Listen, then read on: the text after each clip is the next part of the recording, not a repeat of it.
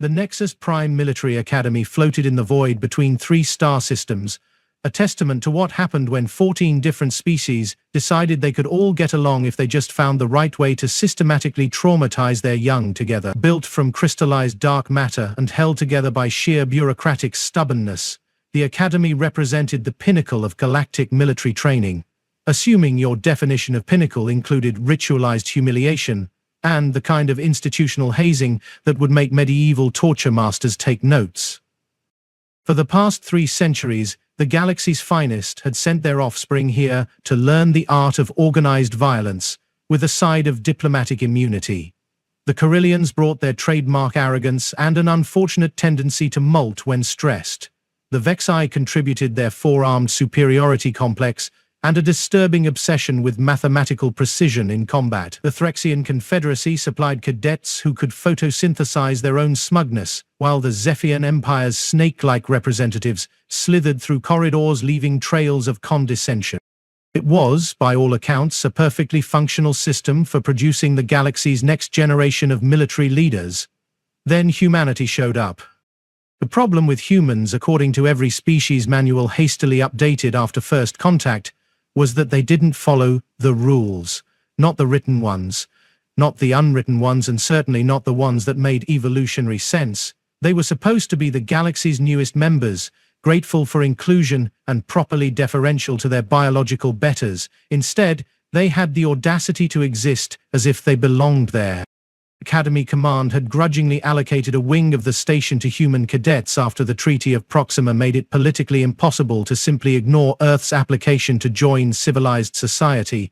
The decision came with the kind of enthusiasm typically reserved for accepting a dinner invitation to eat fermented garbage. But treaties were treaties, and the galaxy had learned that humans were surprisingly good at making everyone else's life difficult when they felt excluded. The human wing buzzed with an energy that made the other species nervous. Where Corellian cadets meditated in perfect formation and Vexi practiced synchronized combat maneuvers, humans seemed to thrive on chaos. They formed study groups that sounded more like battle plans, turned routine exercises into competitive events, and had the disturbing habit of laughing when things went wrong, instead of accepting failure with proper dignity. Phoenix Reeves had been at the Academy for 8 months, which was long enough to understand that her very existence was considered an ongoing insult to natural order. She'd stopped counting the number of times instructors had made comments about primitive reflexes and underdeveloped tactical thinking, mostly because keeping score seemed petty and she had better things to do with her anger. Standing 5 feet 6 inches in standard gravity, with the kind of wiry build that came from growing up on a mining station, Phoenix possessed the dual gifts of absolute zero tolerance for condescension and reflexes that had kept her alive through 17 years of equipment malfunctions and industrial accidents. Her dark hair was regulation length, her uniform was regulation clean, and her attitude was regulation problem. The morning started like every other, with Instructor Zactor addressing the mixed species tactical analysis class in the tone typically reserved for explaining basic concepts to particularly slow children. The Corellian stood 7 feet tall when his chitinous plates weren't twitching with barely contained superiority, his 4 mandibles clicking in patterns that roughly translated to intellectual disdain mixed with species-based prejudice. Combat scenarios require predictive modeling based on species-specific limitations, Zactor announced, his translator rendering his natural clicking into perfectly condescending standard galactic. Primitive species often fail to grasp the mathematical complexity of 3-dimensional battlefield dynamics. Phoenix kept her expression neutral, a skill she'd perfected somewhere between her 15th lecture on human inadequacy and her growing desire to introduce various instructors to the business end of a plasma torch. Around the classroom, other cadets took notes, with the dedication of students who knew their academic careers depended on agreeing with whatever passed for wisdom. The day's exercise involved analyzing a historical battle between the Threxian Third Fleet and Zephian raiders near the Gamma Serpentis Nebula. It was, by all accounts, a textbook example of proper tactics, executed by civilized species who understood the elegant mathematics of warfare. The Threxians had used their natural ability to process multiple information streams simultaneously, while the Zephyrians had employed their species' instinctive understanding of 3-dimensional movement patterns. The key factor, Zactor continued, was the Threxian commander's ability to calculate probability matrices in real time, a cognitive function beyond the capacity of less developed species. Phoenix raised her hand. The classroom fell into the kind of silence typically associated with impending disasters.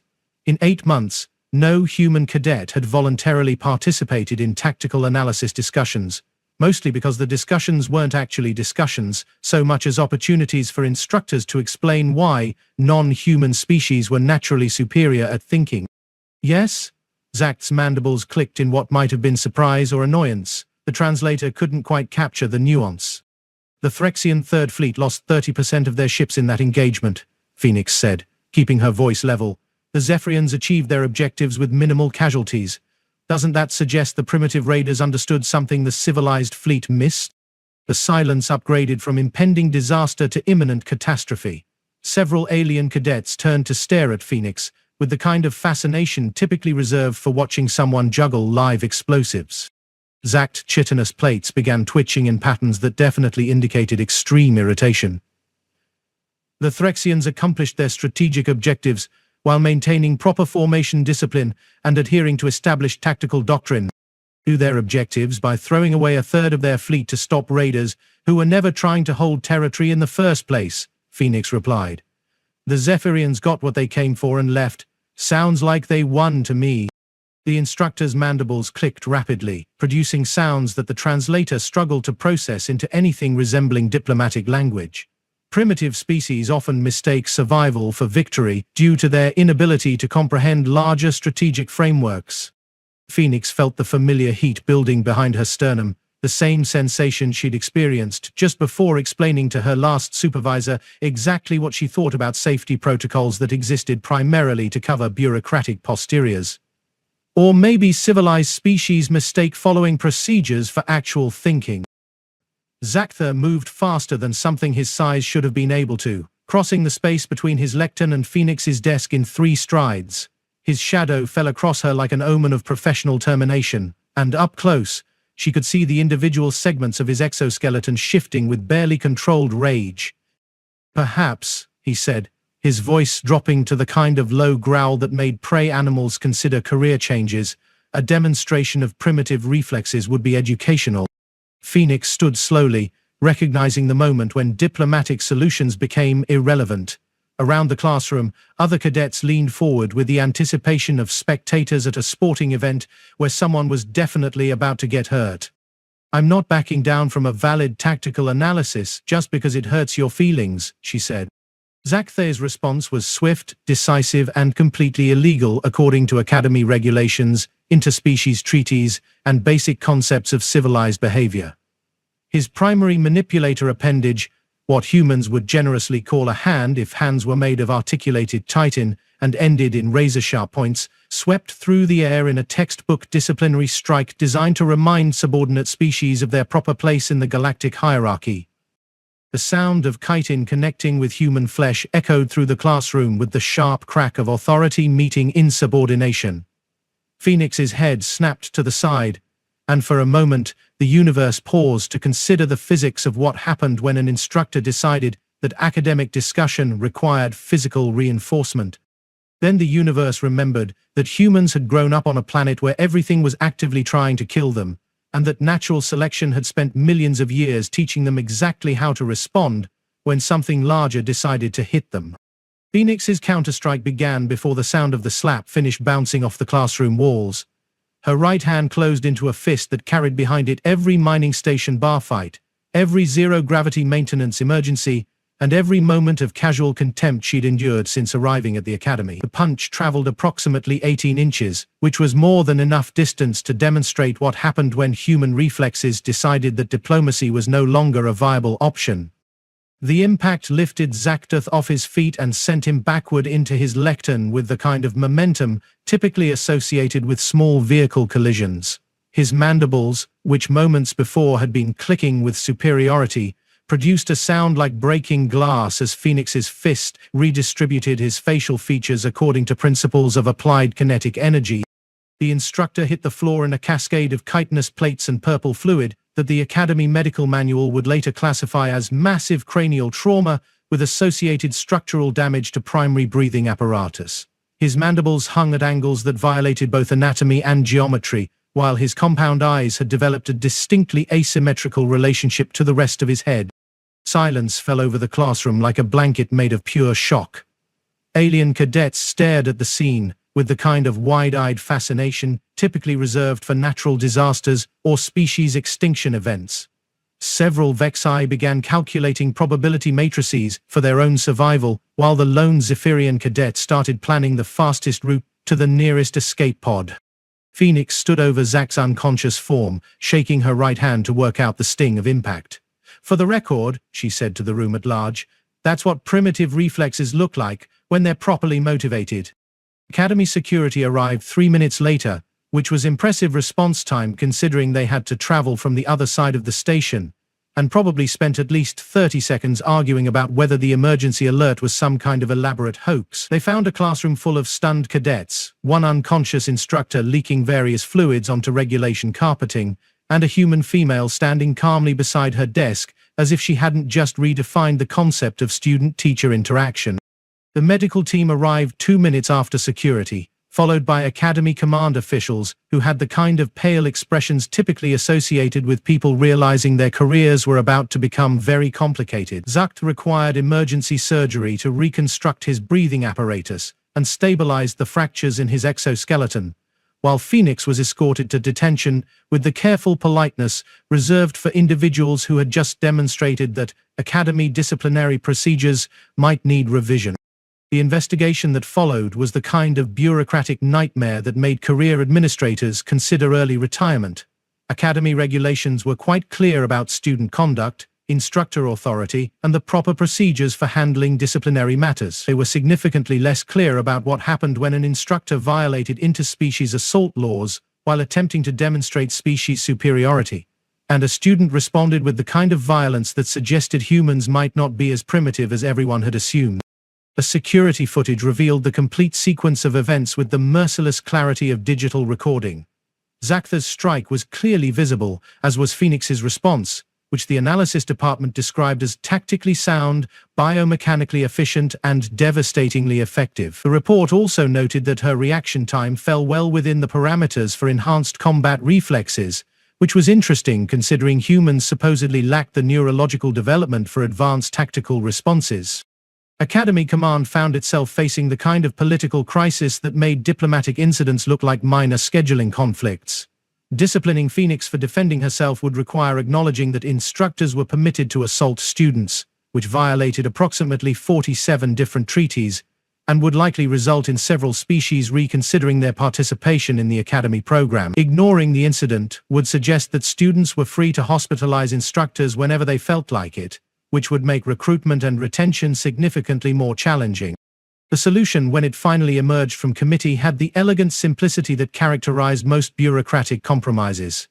Instructor Zachthith was quietly transferred to a desk position analyzing historical combat data, where his interactions with students would be limited to digital communications and his opportunities for physical demonstrations would be essentially non-existent.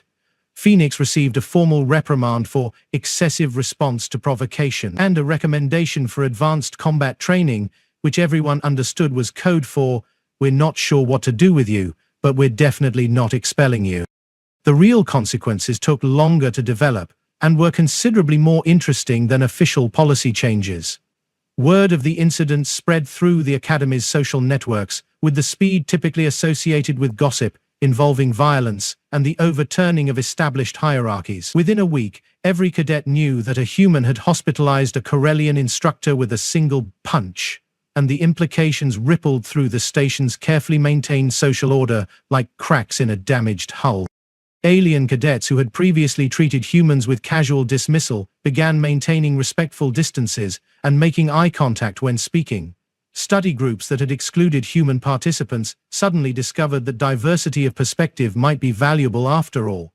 Combat training sessions developed a new dynamic where partners approached human cadets with the kind of caution typically reserved for handling unstable explosives. Phoenix found herself occupying an uncomfortable position as an inadvertent symbol of human capabilities.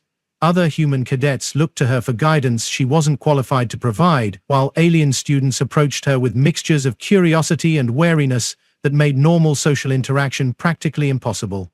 The Academy's careful balance of species interaction had shifted, and everyone was still figuring out what the new equilibrium looked like. The changes went deeper than social dynamics.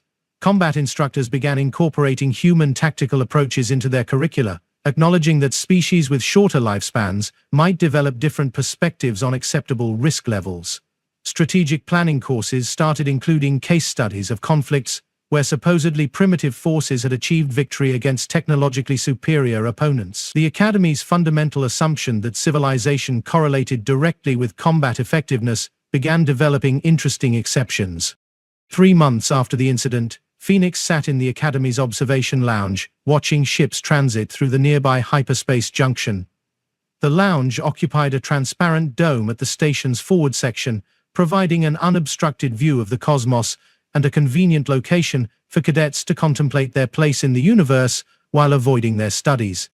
Commander Vexthalon had summoned her for what the official schedule called a routine academic consultation, which everyone understood was military terminology for a conversation that wasn't quite disciplinary action, but wasn't exactly social either. The Vexi officer possessed the kind of four-armed elegance that made other species feel like they'd been assembled from spare parts, and her compound eyes reflected starlight in patterns that suggested complex mathematical calculations occurring behind her chitinous features. "Your tactical analysis scores have improved significantly," the commander noted, reviewing data streams that Phoenix couldn't see but could hear in the soft clicking of processing devices. "Your combat performance ratings place you in the 95th percentile across all species categories." Phoenix maintained neutral expression while internally noting that being evaluated across all species categories represented a significant change from the Academy's previous approach to human capabilities. "I've been working on pattern recognition and situational awareness." "Indeed." Vexthalon's mandibles moved in what might have been approval or amusement. "Your instructors report that you've been particularly effective in scenarios involving asymmetric warfare and resource-limited engagements," which was a polite way of saying that humans excelled in situations where everything was going wrong and success required improvising solutions from whatever happened to be available. Phoenix had discovered that scenarios designed to test adaptability and creative problem-solving played to human strengths in ways that traditional tactical exercises didn't. "We've received inquiries from several fleet commands regarding human officer candidates," the commander continued. "It appears that your species' approach to combat situations has attracted attention from operational planners." Phoenix considered this development while watching a Threxian transport navigate through traffic patterns with the kind of mathematical precision that made space travel look like an elegant dance between physics and bureaucracy. 6 months ago, the idea of humans receiving officer commissions in alien fleets would have been dismissed as statistical impossibility. Now it was apparently sufficiently probable to merit discussion during routine academic consultation.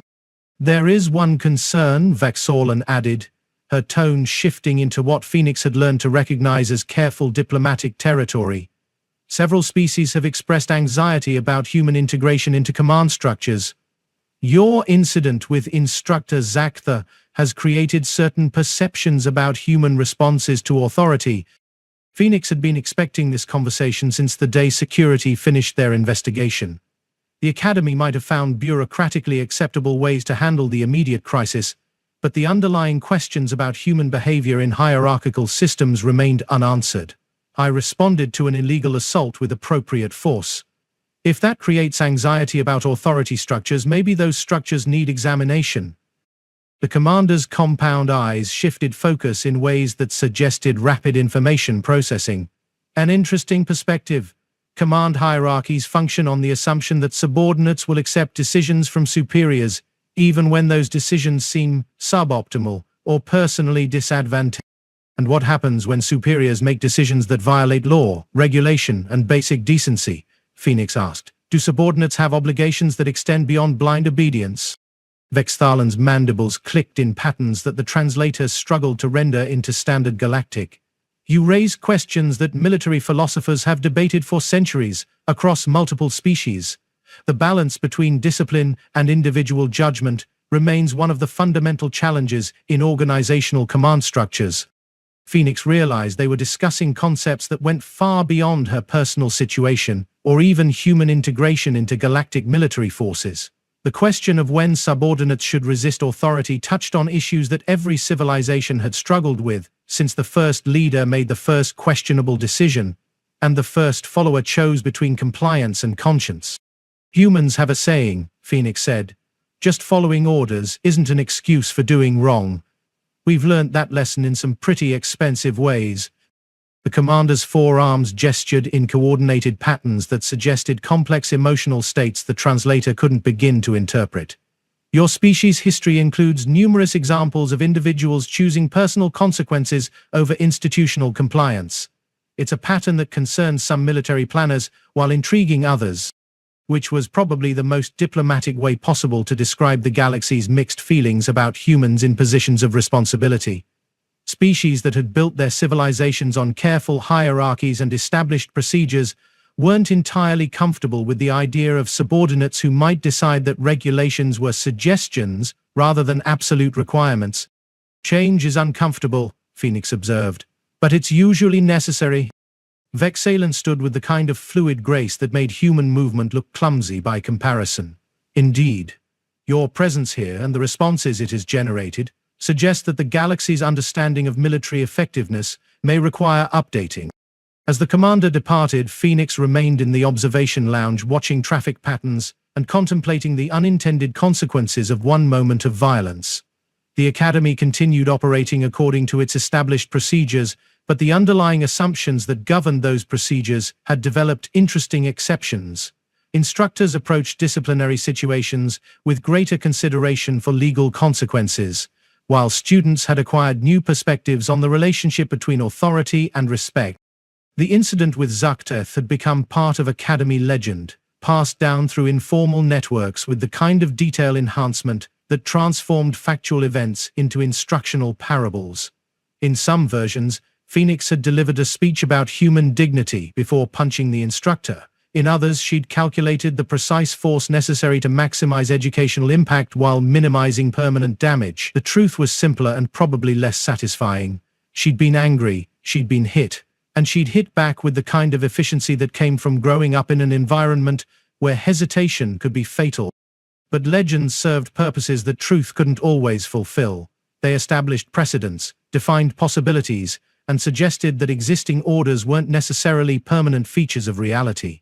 The story of a human cadet who'd refused to accept abuse and successfully defended herself resonated through Academy corridors because it demonstrated that change was possible, even in institutions designed to resist it.